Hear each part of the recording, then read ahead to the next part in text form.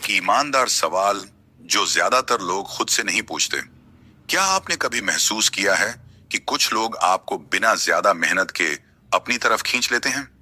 ना वो सबसे अच्छे होते हैं, ना सबसे केयरिंग, फिर भी आपका पूरा दिन उनके ऑनलाइन आने के इंतजार में गुजर जाता है।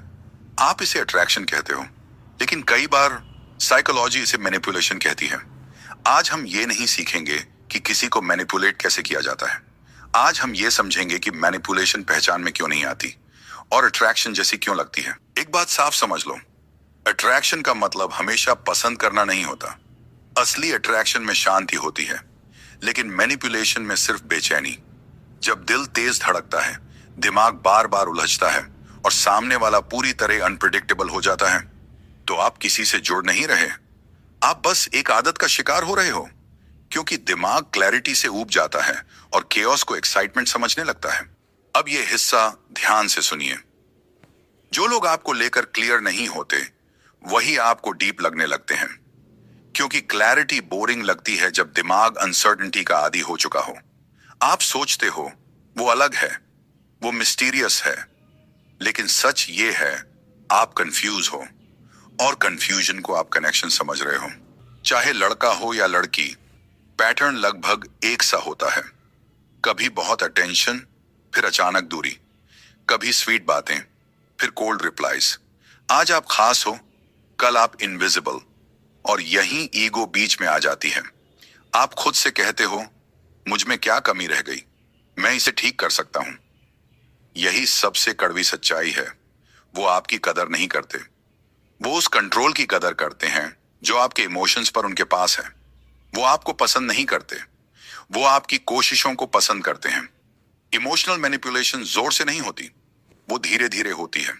पहले आपको स्पेशल फील कराया जाता है, फिर आपसे ज्यादा एक्सपेक्ट करने का इल्जाम लगाया जाता है, फिर सामने वाला खुद को विक्टिम दिखाता है और आप खुद को एक्सप्लेन करने लगते हो, जबकि सामने वाला कभी एक्सप्लेन नहीं करता। अब ये समझिए कि अट्रैक्शन कब मैनिपुलेशन बन जाता है। अट्रैक्शन तब तक ठीक है जब तक दोनों लोग बराबर इन्वेस्टेड हों, लेकिन जिस दिन आप ज्यादा सोचने लगो, आप ज्यादा एडजस्ट करने लगो, आप रिश्ते को बचाने की कोशिश करने लगो और सामने वाला बस फायदा लेने लगे, उसी दिन अट्रैक्शन मैनिपुलेशन में बदलना शुरू हो जाता है। अब ईगो का खेल समझिए। जब कोई आपको पूरी तरह चूज नहीं करता, तो ईगो इसे रिजेक्शन नहीं मानता।